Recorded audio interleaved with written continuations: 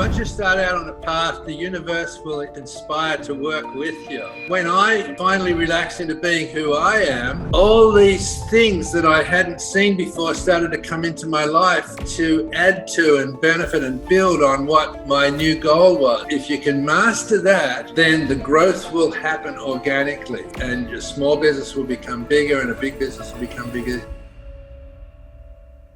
Every business is predictable, and every single business is conceived in somebody's head, and then the first action is taken, and that's the birth. And for Ugg, it was buying those first samples of boots. Hello everybody and welcome back. I'm excited to introduce to you today one of my good friends, another fellow Australian, Brian Smith, the founder of Ugg Boots. Brian, thank you very much for coming on today. Matthew, great to be here. Mate, I have to say I'm really excited about having you on the show because, you spoke at Small Business Festival and you did an amazing job at Small Business Festival. I don't think there was one person that walked out of that keynote presentation without being blown away. Yet you and I had a conversation afterwards about how we both have introversion and how nobody believes me and no one believes you about that. So I'd love for you to share why you think most people don't think you're an introvert and how you sort of found out that you were an introvert yourself. Well, from very early age, I was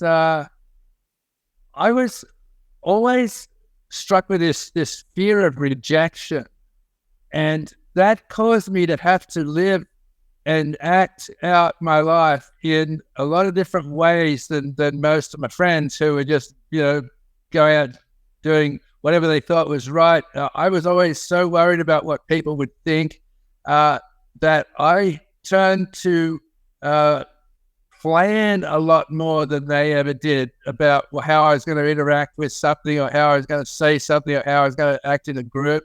And so the whole introvert thing just sort of evolved in my life. And it's crazy because people see me on stage and they think I've got so much self-confidence, and I don't do now, but back, in those early days, it wasn't confidence. It was just coping that caused that introversion. But yes, now people see me as this great charismatic person on stage and an author and a founder of a billion-dollar business. But they don't realize that I'm still at heart very much an introvert. What was funny and what I found interesting about seeing you speak on stage and what people spoke to me about afterwards is you really found a way of speaking on stage and doing it so authentically. For you, it almost felt like it was a conversation with a buddy. Now, when you started speaking, talk to me about the transition. Like, what struggles did you have when you first started speaking on stage? And how did you manage to mediate that to become this really authentic, comfortable person in your own space? Well, luckily, I've lived everything I talk about. Okay, that's quite different from most speakers. They talk about everybody else's, stuff. So just having the confidence to know that I could speak with authority on what I did because I actually did it is one thing. But the amount of preparation I had to put in, because I just can't get up there and wing it like an extrovert, just say anything and they don't give a damn about it. I do give a damn. And so I had to put a lot of preparation in. How I got into speaking was a joke in the first place. I was writing a book, The Birth of a Brand, and I was attending a seminar to learn about how to publish a book. And I was in the lunch line and, at the salad bar, and the girl in front of me said, "Hey, you're writing a book. Great. Well, would you like to speak on stage?" And I went, "When?" She said, "Well, I got my own seminar in 2 weeks." She said, "Do you want to speak?" And I went, "Okay." And I didn't have a clue how I was going to do it. So that, again, because I didn't want to just go in there and wing it, I did the old introvert thing. I planned and figured out what a good speech is made up of and got the rhythm going and got some stories together. And my first talk was a hit. I mean, I got a standing ovation, and it was just me being me, the introvert, talking like from me to you like right now. I'm oblivious of the audience because this is the way introverts work. We're just very personal. So it's funny. So I've spoken to Ryan Dice and Jamie Masters, two other really good friends of mine, and they talk about when they speak from stage, they have to speak beyond the audience. They can't look at anybody in the audience specifically. They just focus on the fact that they're talking in a room. For me, I focus on 3 people when I'm speaking on stage, because if I notice that there's a whole crowd, I feel really uncomfortable. So what I have to do is I have to fixate on 3 people, and I look for them for energy and reinforcement that what I'm saying matters. I think that for introverts, we have to have strategies to do things like that. Very similar to you just said, you worked out what it took to make a great keynote presentation. You worked out how to set it up, because if you had just got up there and talked about your story, it wouldn't have worked, would it? I wouldn't have had any structure. I would be so out of my depth. Yeah. And I also find, like, when I get up and speak on stage, a lot of people will say that was really funny, or you're really quite funny when you're on stage. And for me, I've got a private coach that tells me what's funny so that I learn to pause afterwards, because otherwise, I just want to get up and I'm very in the detail. See, introverts are really quite thought out people. They want to think through everything. So when we get up and speak in the moment, we're really just talking about the detail, and some of it may be funny, some of it may not be. So unless we plan it beforehand, we can't decipher it in the moment like that. Do you find the same thing? I found when I run through it on stage, there are quite often some times where the audience is laughing and I didn't expect them to, because it's like a natural throw out for me. And other times where I try to make a point. In fact, I did used to work with coaches, and they would sort of write stuff for me to say, and it always bombed, because I would say it and I'd be waiting for some reaction, because the coach thought it was so fantastic, and it's like nothing happened. So I've completely gone away from anybody else coaching me on what to say. I do still get coaching on how to say it and the pausing and everything. But if it's not authentic, I can't tell it. And that's, again, comes from that introvert thing. I don't want to get caught out. I don't want anybody to find out that I say something I can't back up, So in that protective introversion way, I that's how I cope on stage, is I got to know my material and that it's me. I think that's a really important thing. And it's something that I think a lot of introverts need to really embrace, is that for us, doing something that's scripted that's not us just doesn't work. We have to feel authentic. And for me, when I get up on stage, I share stories of people that I've worked with, my own personal stories, and I can be funny, I can be quirky. I have to practice it first so that I know which ones are quirky and which things are funny and what the audience will come. And I utilize coaches for that, but I'm exactly the same. I've got to come up with my own stories, because if I pushed into what somebody else finds funny or what somebody else suggests is a good story, I can't do it in a congruent way with myself. I feel uncomfortable. I've almost had that imposter syndrome happen. That's right. And that comes back to my fear of rejection, that I've had all my life. If I'm not authentic, and I fake something, I think I'm opening the door to somebody coming in and rejecting it. So that's another sort of safety mechanism I have, is the authenticity has to be there. I think that's a really important factor. So as introverts, we want to be public speakers, we want to be salespeople, we want to go out and be fantastic networkers. But if the strategy is not based on authenticity, we can't do it comfortably, because for introverts, we're internal-based people and we need to lead with our heart rather than an external strategy. So, Brian, I'm interested because, now you're a speaker, but, as you said, you founded a billion-dollar industry. I don't know anybody in the world that doesn't know about the brand Ugg Boots. You came from Australia, you ended up in California, and you didn't have, let's just say you didn't exactly have the Facebook that started, and next thing you knew, 20 minutes later, it was this ridiculously sized business. You put foot in a lot of the wrong directions before you found the right direction to go. And I'd love you to put the introverts lens on for a second and talk through some of those things that happened, and talk about perhaps how you were disadvantaged as an introvert, or had an advantage as an introvert to be able to cope with those steps. Okay. Well, probably the most meaningful thing is, I came to America looking for a business to take back to Australia. And I was an accountant down there, hated it. I wanted to get into business for myself. So all the trends were coming out of California. So I came to California looking to find a business to take back. It was after about 3 months of being in California, I realized, oh my God, there are no sheepskin boots in America. And because you and I know 1 in 2 Australians wear them or did at that time, I thought instant millionaire, right? So I brought some samples in and just started taking them around to the shoe stores. And because I was an accountant, I was terrified of sales. I was so introverted. I had audit clients who were used car yards, and the salesmen scared the heck out of me. They were so outgoing and well-dressed, and they said anything anybody wanted to hear. They had no relationship to the truth. It was whatever could get a sale. And I was in absolute awe and fear of these types of people.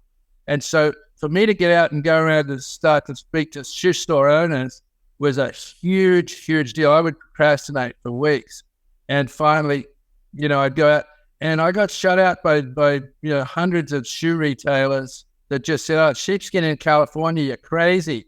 But I was driven by the knowledge that everyone in Australia wore them, and California climate is identical.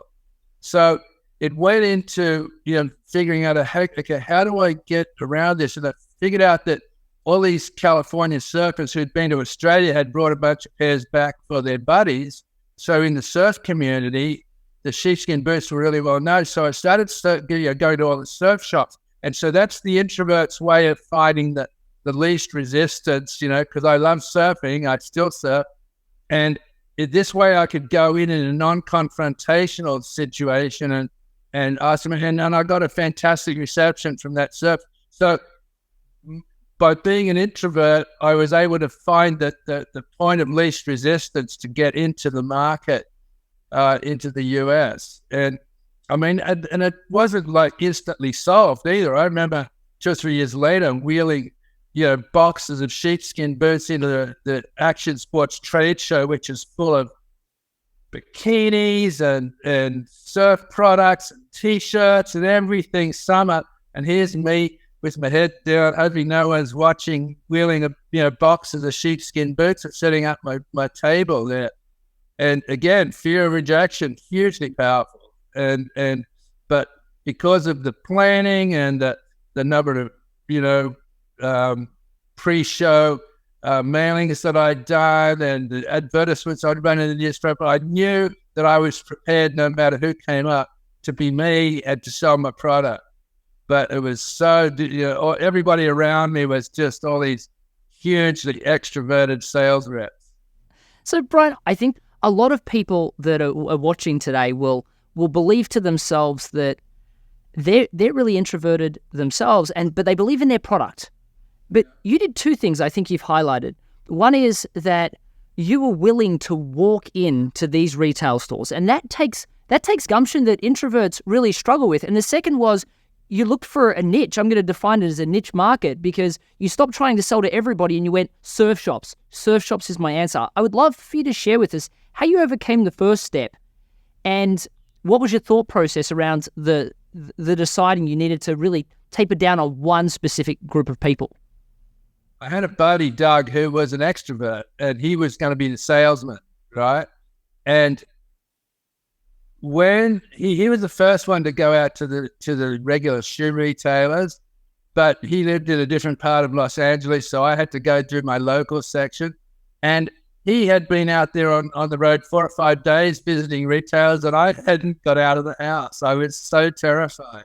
I knew I had to, and finally the pressure, knowing that he was out there and I wasn't, finally made me get up and do it. And I remember walking into the first shoe retailer and asking for the buyer, and was just dreading the word no, and which I got. I got it over and over and over again.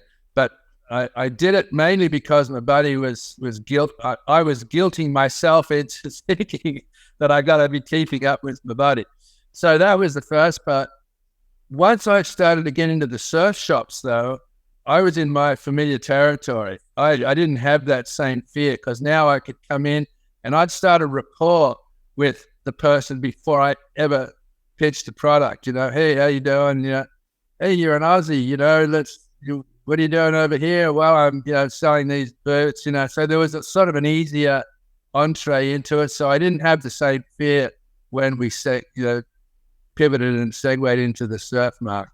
So I was talking to the team over here, the video team, and they were sharing with me that as we got off the last video, they were shocked that the founder of a billion-dollar business, an internationally well-known brand like Ugg Boots, could just be such a regular, down-to-earth, easygoing guy, just so relaxed, and to be an introvert. It was shocking for them. Do you get that a lot? Yeah, I do. In fact, one of the most common comments I get when I come off stage is, "Oh my God, you're so real." And that's being authentic is the only way I can cope being in the public eye, because I don't want to give anyone a chance to catch me out and, reject me. Isn't that interesting? Well, I think that's a really important thing. I mean, when I talk about branding, I talk about the fact that in modern day marketing, we talk about defining the unmet need in the marketplace, creating the message for that, and then creating the sales system. But for an introvert, that makes us bend ourselves to the marketplace, which feels inauthentic. So that's why I always talk about building a brand around our passions, our goals, our whys, if you like, because then we build the brand around that and we look for unmet needs in the marketplace that fit with our authentic self, because anything other than that, we're incongruent. And I think that's one of the things you really do well. You share your stories, but you share what you want to share. You can tell you're very centered in what you share. And I think that's really important for any introvert going out there, trying to speak, trying to sell, trying to network, or even trying to parent. Yeah. The being true to yourself it's like a survival thing. Well, it is for me because, I watch other people on the stage. When I first got into the speaking business, I'd see these guys go, and I go, "Oh my God, they're so good. I'll never be like that." But after seeing 6 or 8 or 10 of them, I'm going, "Oh my God, they're all doing exactly the same thing." And it's all of the big affectations and the magic moments and graphs and charts and it's just not me. I could not do that in a million years. Even if you gave me all of the tools to do it, I couldn't do it because it's just not me. For me, I have to just believe in it and be authentic. It's always going to come back to authentic and fear of rejection. Well, I think that's really interesting because, I had the same experience when I was younger. I watched all these people that were on stage and they were speaking, and my jaw was dropped the whole time. I wanted to be like them. I could never be like them. I think everybody watching, whether they're trying to, go out and meet their girl or the guy of their dreams, or trying to find their ideal customer, or whatever they're trying to do, they need to realize that we're different and we should embrace that, not hide away, not trying to be someone that we're not. I know for me, I used to protect myself growing up in school. I used to have this, when somebody used to say something, I'd say something sarcastic back, and that was my way of safeguarding myself from somebody affecting who I was as a person. And what I realized is I was actually giving them no opportunity to develop a real relationship with me. And as soon as I became authentically me and shared with my heart and soul, sure, every now and then I'd be disappointed, but more often than not, I would actually get to experience something real and get a really positive reaction back. That's so interesting. I thought that was just an Aussie thing. I hadn't related that to being an introvert thing, because I was very similar. I especially in, when you're 12, 13, 14, when you start to take an interest in girls, that fear of rejection for me, which really was just introversion, was so powerful that I could never directly ask a girl to go to the school dance. I had to position myself in such a way that she would indicate that she'd really like me to go with her. And so therefore I had a pretty good success rate at that, but it was totally not contrived because it was real, but it was affected in a way to stop me from feeling rejected should one of them say no, So yeah, we have these defense mechanisms that work just as well as any extrovert, but it's totally different how we go about it. I think we all do that. I mean, we have to have I like to say I have to have my systems for everything. So for the longest time, I did the same thing when I was meeting girls. And then I made a decision that I was going to find strategies for how to meet girls. And I went through this, and there's a book that talks about how to do magic tricks and how to say certain things and how to put girls down, and that brings them and attracts them to you. And very similar to most sales books, I know you talked about this, Brian, when you looked at my book. It was like, it makes you feel uncomfortable. It's like icky, and you don't want to have anything to do with it. I couldn't do that. Yeah, I know exactly what you're talking about. Well, for me, I found one book that talked about learning the steps of talking to women that then focused down on the specific steps. And it's not about sleeping with a lot of girls. It's not about picking up a lot of girls. It's about getting ready and creating a system so that you do meet that right person. You don't fumble and fail. And I think that's something that all introverts need to do. We need to create systems for ourselves where we don't fumble and fail. I mean, introverts have huge amounts of abilities that extroverts don't have. But there are certain abilities that we can be better than extroverts in a lot of ways, especially when our authenticity comes through, as long as we've got the right system and the right strategy. It came for me, it wasn't so much as a system, but learning that I am enough for myself. I don't give a damn about anybody else. And when I didn't really truly believe that I didn't have anything to prove to anybody anymore, then I became much more comfortable with just being me. And that's why I can come across in an interview like this and just be me. I really don't give a damn because you're not going to catch me out. I am who I am. So that really interests me because I went through a self-discovery like that as well. And for the longest time, I'd hide who I was or I'd protect myself. And then I had this tipping point moment where I was like, you know what? Every time I hide who I am, I get let down by people. It's not working. So let's try doing it where I just don't care whether people like me or not. I am who I am, and I'm going to share my soul. And what I found was everybody liked me more, and it became easy to develop friendships. What was your tipping point? When did you realize it, and what happened? It was quite recently.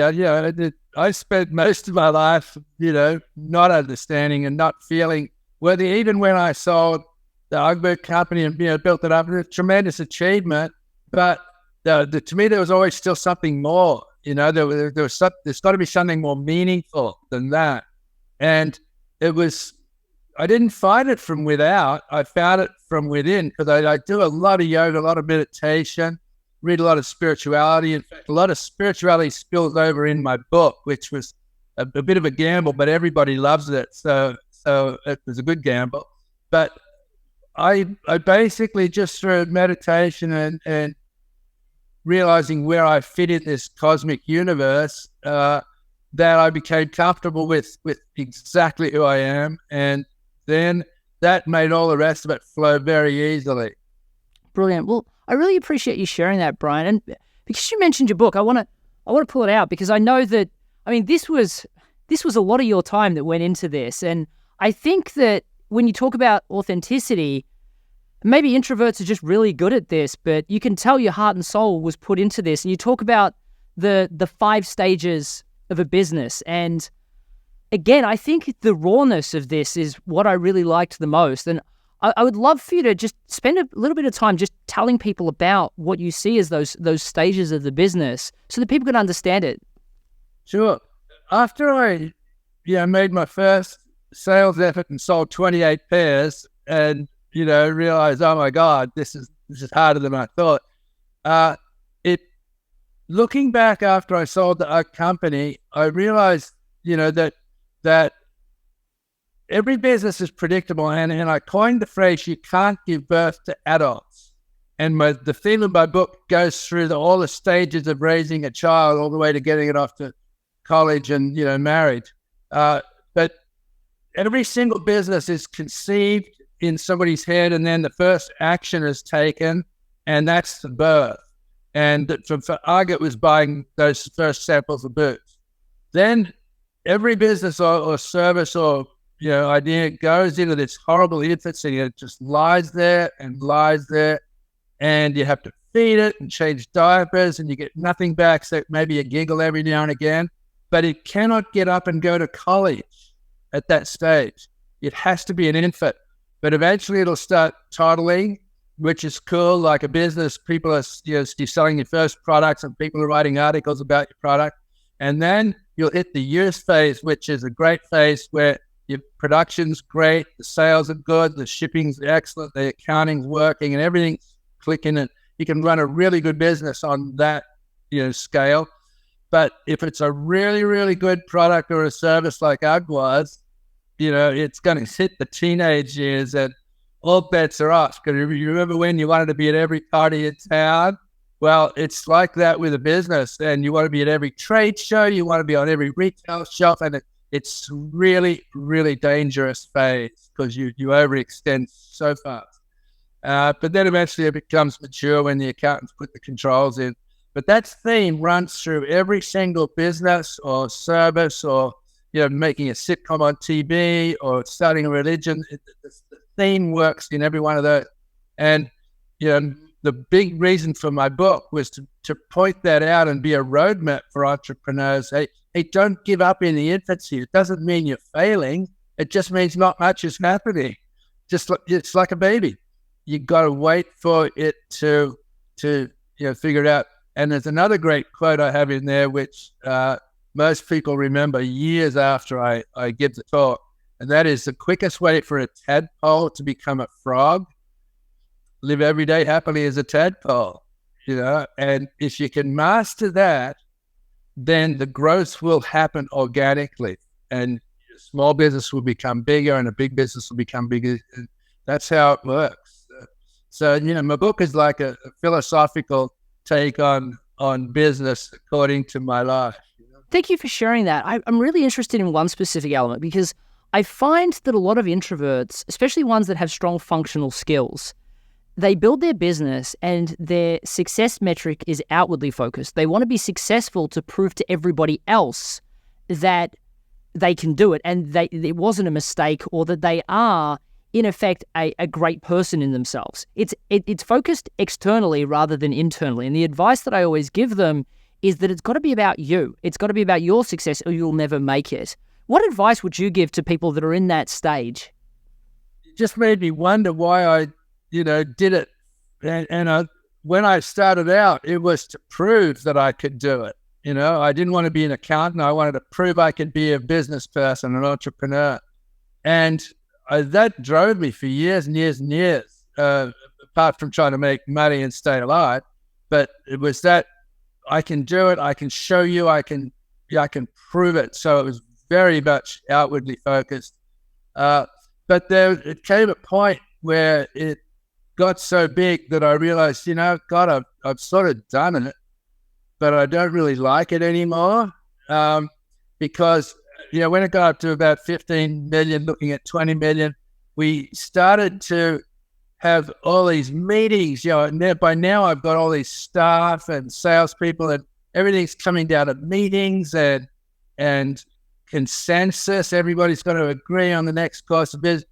And it was driving me crazy, because I found that what I'd set out to prove that I wanted to build, I built, and it wasn't me anymore. It was all these other people weighing in, and I just lost interest. And that's pretty typical of an entrepreneur who's an introvert. You want to get back to what you do best, and for the reason that you want to do it, And I hadn't thought of that before, but I'm sure that's what drove me.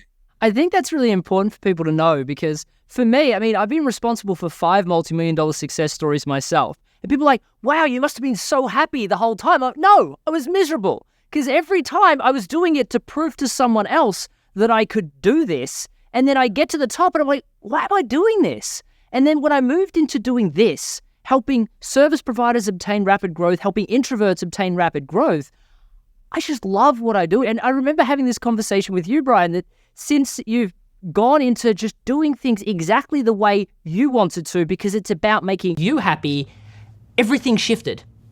Yeah, everything. There's this great saying is once you start out on a path, the universe will conspire to work with you, right? That's thousands of years old, that saying. And I found that when I finally relaxed into being who I am, all these things that I hadn't seen before started to come into my life to add to and benefit and build on what my new goal was or my new being. So before I was pushing, trying to make things happen. But when I relaxed into being comfortable with, hey, whatever's going to happen, I'm a tadpole, right? As long as I just live every day trying to be better and better, it's uncanny how things start to fall in your lap. I'll give you a little segue. I hope we got time. But when's the last time you can remember seeing an advertisement for a refrigerator? I really can't. I think I saw one at a keynote presentation I did. But if you needed one next weekend, you would start seeing TV ads on the television, in the newspapers. You'd be driving past stores full of refrigerators. And so the point I'm making here is that everything is always out there. The universe is perfect. It's full. It's got everything you need. But until you start out on that path and start a direction, you're never going to see all of the things that can help you. And so the refrigerator is just a great illustration of when you finally become who you are and you start to do exactly what you want, all these things start to come into your vision like the refrigerator is. I think that's a really good point, Brian, because a lot of people talk about the fact that you think of something and it just appears, and there's a scientific basis to that. I mean, we're presented with 2 million bits of information every single second through all of our senses, and our brain, the supercomputer that it is, only processes about 126 bits of information. So we delete, distort, and generalize everything based on our beliefs, our values, our past experiences, and a subset of that is our goals. So if we have 6 goals in separate directions, well, now we've got 21 bits in every direction, and that's if they're pointed in the same direction. If they're conflicting, then all of a sudden our brain's missing opportunities that are right there in front of us. And most of the time, we fixate all 126 on doing what's safe, what makes us money, but not what makes us happy. And a lot of times it's because we don't believe we can make money out of doing what we're happy with.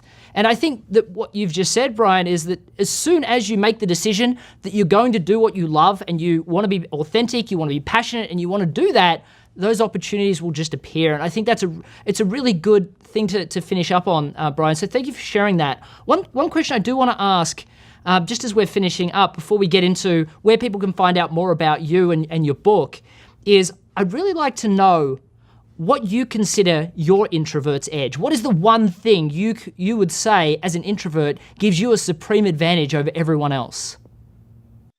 Wow. I think it's the preparation I put into things that I want to achieve because I don't want to be rejected and I really want to make it happen. And I think it's that little extra bit of preparation that I put into things that has been my edge over the extroverts who just wing it. I'm sure after hearing everything you've had to say, a lot of people listening and watching along will probably want to know a little bit more about where they can find more about you and especially your book. Sure. The website right now is briansmithspeaker.com. That's BRIAN with an I. But I've got a brand new website coming out in about 2 weeks. It'll be UGGfounder, UGGfounder.com. That's the way to contact me. If anybody would love to have me come and speak at their group, I would be really happy to do so, and you can get me through that website. And the book is also available on my website, but also on Amazon.com. So the book's turned out to be a really good read. Everybody tells me it's a page turner, so it's a great topic. Definitely. And